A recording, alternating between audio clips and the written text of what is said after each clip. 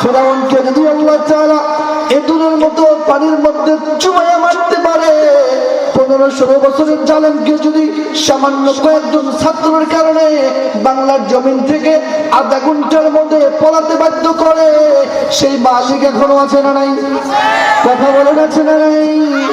এখনো যারা বিভিন্ন ভাবে পাইতারা করে, জুলুম নির্যাতন করবার চেষ্টা করি, তাদেরকে জানাইয়া দেওয়ার জন্য বলি, বিভিন্ন দলের নেতাকে তারা বলে, আমি আগেই বলছি বাবা, আমি রাজনীতি বুঝি না, রাজনীতির রং আমি বুঝি না, বাকি কোরআন থেকে যা বুঝেছি সেটা বলার অধিকার আমার আছে না নাই? অনেক নেতা খেতা বাংলার জমিনে বলে কেউ ভালো না, কেউ ভালো না, কাউকে স্পষ্ট দুধে দোয়া তুলসী পাতা বলতে পারি না। বিভিন্ন দলের নেতা বর্তমান বলা শুরু করেছে কোরআনের সঙ্গে রাজনীতির কোনো সম্পর্ক নেই। নাউজুবিল্লাহ বলেন, বলেন নাউজুবিল্লাহ। এখন কে বলেছে আর নাম বলা যাবে না, কারণ ওই যে নাম বলা নিষেধ, নাম বললে চাকরি থাকবে না। আল্লাহ তাআলা পবিত্র কালামে হাকিমের মধ্যে বলেন, সূরাতুল মুলক 67 নম্বর সূরা 29 পারা 1 পৃষ্ঠা 1 নম্বর 2 নম্বর লাইনের মধ্যে আল্লাহ তাআলা এই বিশ্বের সকল মানুষকে লক্ষ্য করে একটা মেসেজ দিচ্ছেন। আল্লাহ বলেন, তাবারাকাল্লাযী বিয়াদিহিল মুলকু ওয়া হুয়া আলা কুল্লি শাইইন কাদির। আল্লাহু আকবার। আল্লাহ তাআলা কি বললেন একটু আজগুলো লক্ষ্য করবেন। আলেম ওলামা স্টেজে আছেন এবং আমার মাইকের আওয়াজ যত দূর যাচ্ছে, আমি হয়তো বা লম্বা লম্বা চিল্লানি মাইরা মা ফাতেমার ঘটনা আপনাদেরকে শোনাইতে পারবো না, কিন্তু কোরআন এবং হাদিসের সঠিক মেসেজ আল্লাহ সুবহানাহু ওয়া তাআলার তৌফিকে যতটুকু অর্জন করেছি, মিশরের জমিনে লেখাপড়া করেছি, সেখান থেকে যতটুকু কোরআনের ব্যাখ্যা আমি শিখেছি, সেখান থেকে সামান্য ব্যাখ্যা করেই সামনে অগ্রসর হব। এলোমেলো কোনো কথা হবে না, প্রতিটা কথাই মনোযোগ সহকারে শুনবো ইনশাআল্লাহ।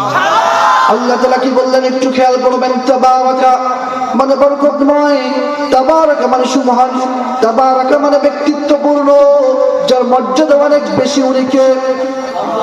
যার মর্যাদা সকলের ঊর্ধ্বে, উনি কে? আর চিল্লায়া বলেন মুহাব্বতের সঙ্গে, উনি কে?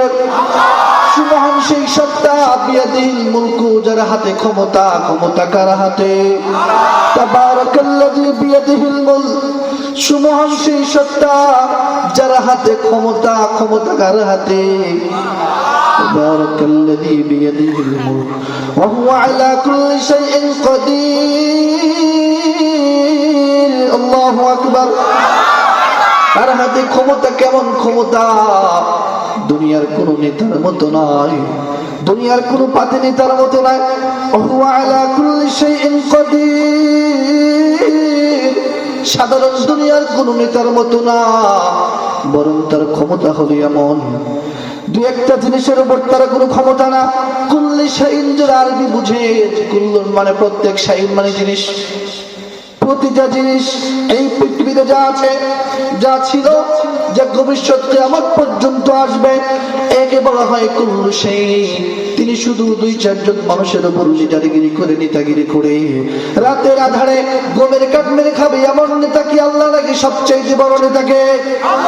রাতের আধারে বয়স্ক পাতার কাঠ মেরে খাবে, রিলিপের চাউল মেরে খাবে, মেম্বার হলে গরিব মানুষের পেটে লাথি মেরে তাদের চাউলগুলো তাদের ঘরের মধ্যে নিয়ে যাবে।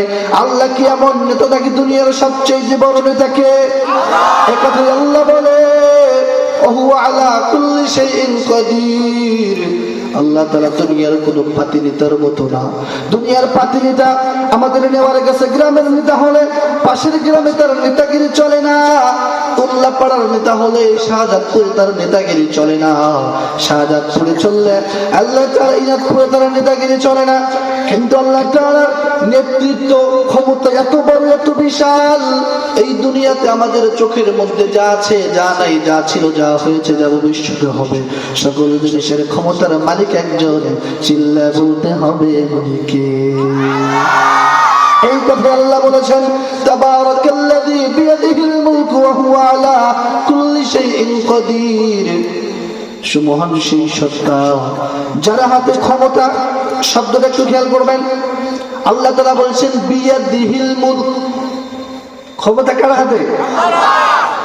কিন্তু কিছু মানুষের আচরণ দেখলে মনে হয় আল্লাহর কোনো ক্ষমতা নাই, ক্ষমতা তাদের হাতে। এমন জালেম আমাদের দেশে মনে হয় নাই। কথা বলে আছে না নাই?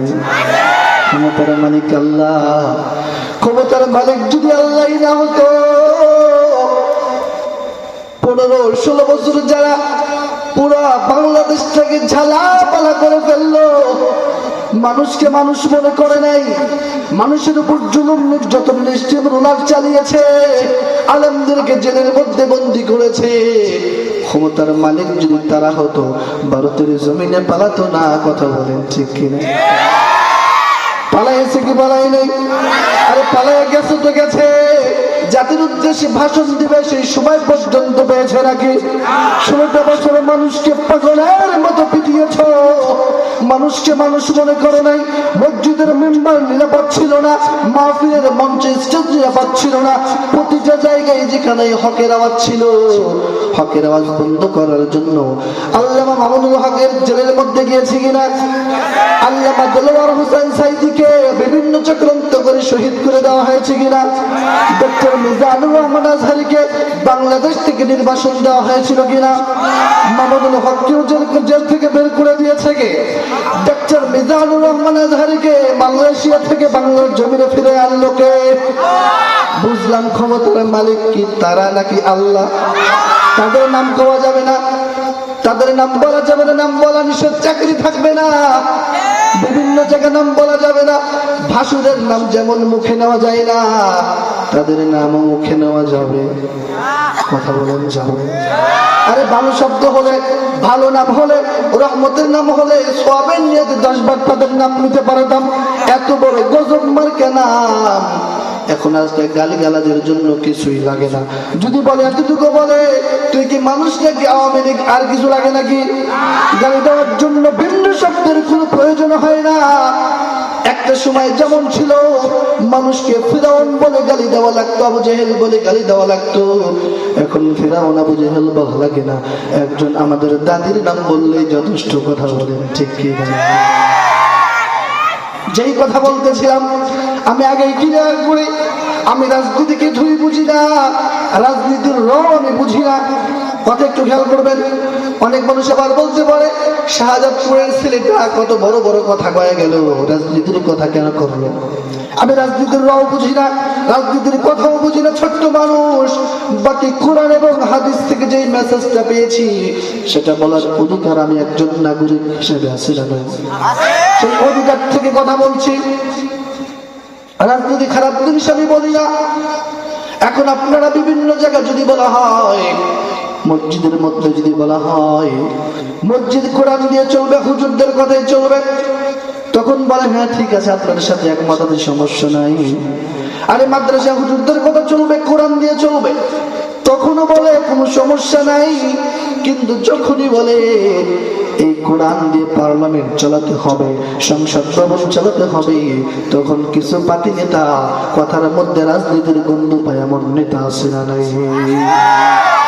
এমন নেতা কিন্তু আছে। আরে ভাই, আপনাকে আমি সুন্দর ভাষায় ভদ্রভাবে বলি, আপনি যদি বলেন, আপনাকে আমি প্রশ্ন করি, আরে ভাই রাজনীতি ভালো জিনিস নাকি খারাপ জিনিস? তাদেরকে আমি বলি, আপনাদেরকে না তাদেরকে বলি, রাজনীতি ভালো জিনিস নাকি খারাপ জিনিস? তারা যদি বলে রাজনীতি ভালো জিনিস বা খারাপ জিনিস, তখন আমি মহব্বতের সাথে বলবো, রাজনীতি খারাপ জিনিস হলে আপনারা কেন করেন? খারাপ কাজ করে জাহান্নামে যাওয়ার দরকার নাই। রাজনীতি বাদ দিয়ে নামাজ কালাম শুরু করেন, তাদেরকে জাহান্নাম থেকে বাঁচানোর অধিকার আমাদের আছে না? যদি তারা বলে, যারা রাজনীতি নিয়ে বিভিন্ন ভাবে ঝামেলা করে, তারা যদি বলে রাজনীতি খারাপ জিনিস, তাহলে আমি আপনার ভাই, আপনাকে বলবো খারাপ জিনিসটা আপনার করার দরকার নাই। খারাপ জিনিস করে কেন আপনি জাহান্নামে যাবেন?